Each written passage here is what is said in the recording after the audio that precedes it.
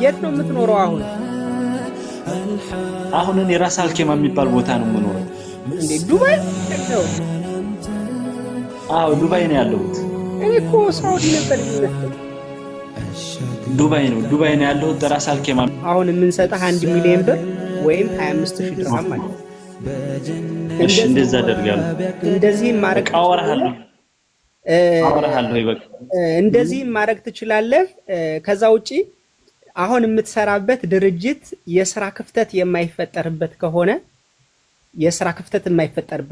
አሁን እየሰራህበት ያለ ድርጅት አንተ በመውጣትህ የስራ ክፍተት የማይፈጠርበት ከሆነ እኔ ድርጅት ውስጥ ስራ ማመቻችልሃለሁ። ከ2000 እስከ 3000 ድርሃም ደሞዝ ሊኖር ይችላል። እኔ ድርጅት ውስጥ አብረህ ትሰራለህ። ፕላስ ደግሞ ይሄን ታደርጋለህ። ግን አንድ ነገር እርግጠኛ እንድትሆንልኝ ፈጣሪም የምታምነው አላህም ቅር እንዳይሰኝብህ ከሌሎች ሰራተኞች ለይቶ 2000 ድርሃም ደሞዝክን ያስገባልን ሰውዬ ሳታሳዝነው ሳትበድለው ስራው ላይ ክፍተት ሳትፈጥርበት ነው ወደኛ መምጣት የምትችለው። እዛ እንደዛ በልዩ ነገር የተደረገ አጥፍተህ ከመጣህ አይቀናህም፣ አይሳካም። አላጠፋም። በእኔ ቦታ ሰው መተካት እችላለሁኝ።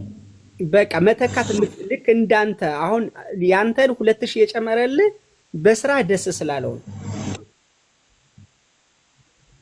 ከዛ ውጪ አንተ እንትን ማለት ትችላለህ። ኦርደር አሬንጅመንት እኛ ጋር መስራት ስለምትችል ኦርደር የሚወጡ ትዕዛዞችን አሁን የኛ ልክ እንደ አማዞን እንደ ሼን ሰፕላይ ልናደርግ ስለሆነ ፕሮዳክቶችን እነሱን ማሸግ ኦርደር አሬንጅ ማድረግ በጣም ብዙ ስራዎች ስለሚኖሩ ያኔ አብረን ትሰራለህ። አሪፍ ደሞዝ ይኖርሃል።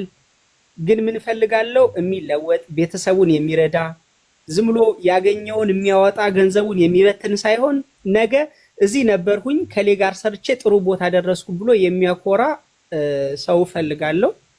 ዝም ብሎ ያየው ሰው ሲለብስ ሲያይ የሚለብስ ሰው ሲጠጣ ሲያይ የሚጠጣ ሰው አልወድም። በዚህ ተማመንብኝ። እኔ እዚህ ስመጣ የሚገርማችሁ ነገር ሚስቴ እንዳልኳችሁ የማዳም ቅመም ናት። ለኔ የከፈለችው መስዋዕትነት ማንም አልከፈለልኝም። እኔ ብዙ ጊዜ ቲክቶክ ላይ ታዊ ከሆነ ሚስቶቻችሁ ዱባይ ካመጣቻችሁ በኋላ ወንዶች በቃ እንደዚህ አይነት ስራ የማይሆን ስራ አትስሩላል እና እሷ ካላትም ላይ ከሌላትም ላይ ተበድራ ነው ያመጣችው። ወላሂ ላዚም ነው የምላችሁ። እሷም እየከፈለች እኔም እየከፈልን ገና አሁን 1500 ድርሃም ነው ከኪስ ያለኝ ማለት ነው። አመናችሁም አላመናችሁኝም ማለት ነው። እስካሁን ድረስ አመት ሆነኝ። አመት ስኖር የመጣንበትን ምዳስ ከፍል ያለውንም ሚስቴ ጋር እየተባበርን በቃ ስናደርግ አሁን ኪስ ላይ 1500 ድርሃም ነበረች ያለችኝ። እኔ ምን ማለት እንዳለብኝ አላቅም። ሚስቴን በዛ አጋጣሚ ሁሌም በቃ እኮራብሻለሁ። ይሄንንም ስጀምር የሚገርማችሁ ቲክቶክ ስጀምር ትችላለህ ቀጥል ነው ያለችኝ። እኔ መጀመሪያ ቲክቶክ ስጀምር እሷን ይደብራታል ብዬ ጠይቄ ነው የጀመርኩት።